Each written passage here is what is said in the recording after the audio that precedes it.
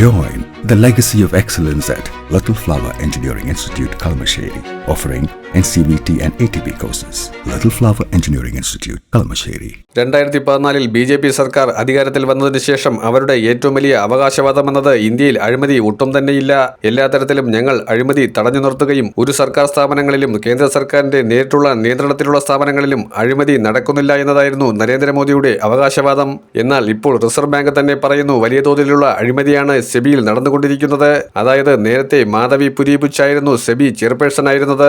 വലിയ രീതിയിലുള്ള ക്രമക്കേട് നടത്തിയതിന്റെ പേരിൽ അവർക്കെതിരെ നിരവധിയായ നീക്കങ്ങൾ ഉണ്ടായിരുന്നു.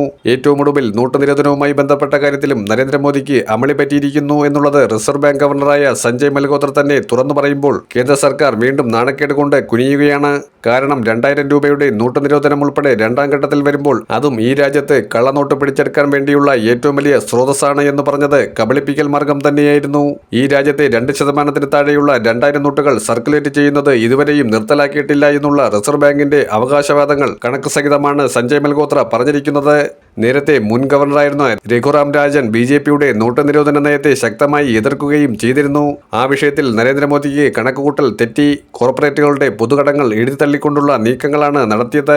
പൊതുമേഖലാ സ്ഥാപനങ്ങൾ കോർപ്പറേറ്റ് വൽക്കരിക്കാൻ വേണ്ടി അവയെ വിറ്റഴിക്കുന്ന സാഹചര്യമുണ്ടായി.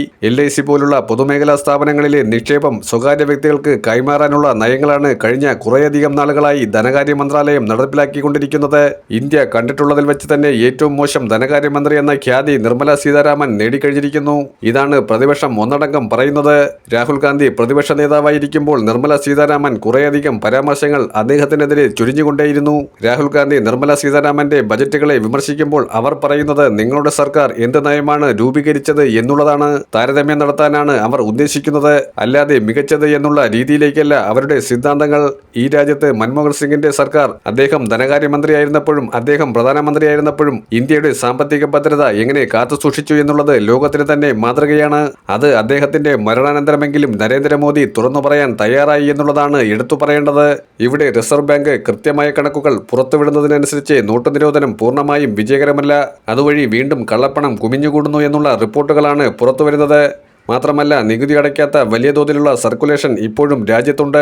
നിർമ്മല സീതാരാമൻ ഇങ്ങനെയാണ് കോർപ്പറേറ്റുകളുടെ പൊതുകടങ്ങൾ എഴുതിത്തള്ളാൻ വേണ്ടിയുള്ള മാർഗരേഖകൾ തയ്യാറാക്കുന്നത്.